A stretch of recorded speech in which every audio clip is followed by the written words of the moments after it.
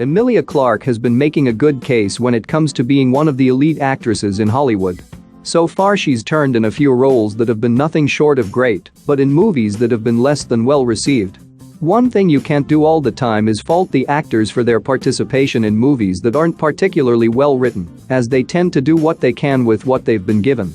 That being said, Emilia has done a rather great job at turning some films into something that's still respectable in some regards.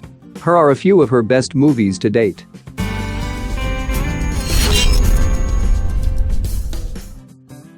Number 5. Solo. A Star Wars story. It's what I was taught. Find your opponent's weakness and use it. And today, I'm yours. Go on and get it out of your system. Disney has really ripped the heart and soul out of a few stories since they decided to claim that the books were no longer canon and that they'd be coming up with their own stories.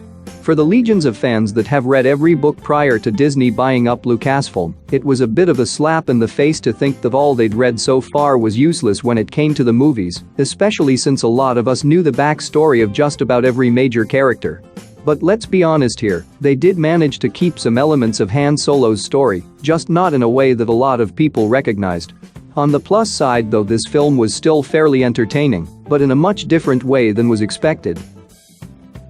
Number 4. Voice from the Stone. Jacob, was it you?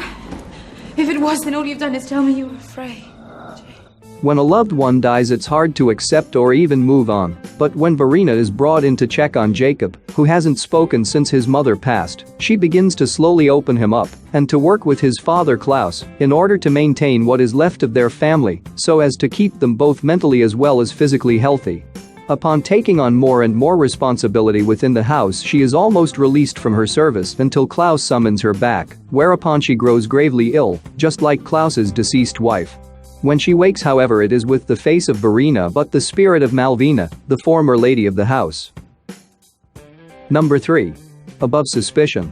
Based upon a true story, this is the tale of an FBI agent that essentially falls in love with an informant and, as you might have guessed, gets himself in a great deal of trouble as the movie rolls and begins to pick up a little speed. For her it's a way out of her small town, but for him it's little more than a job that quickly becomes something a little too personal. By the end of the movie it's nothing but a disaster for both of them. Out of the movies she's done so far, this is perhaps one of the most chilling, since it had the distinction of being taken from something that happened in real life. Number 2. Me Before You. Then let's go somewhere. Anywhere in the world, just you and me. What do you say? There's not much dignity to be had when living confined to a wheelchair, but there are moments when you can still say that you're alive and enjoy the time you have with someone that is willing to spend those same moments with you.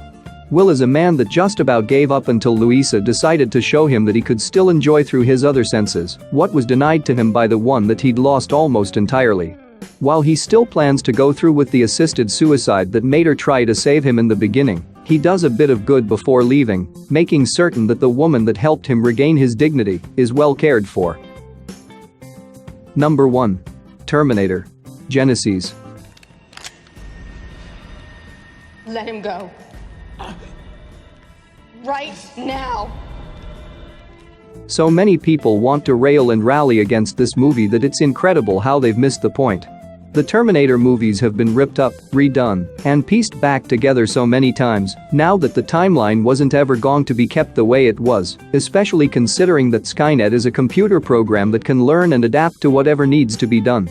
Also, if any future movie has taught us anything, it's that the future changes the more you alter the past, so in all honesty this franchise has followed its own rules quite well throughout each movie, and if any fan has any issue with the story, then it's likely because they got tripped up somewhere and forgot to pay attention.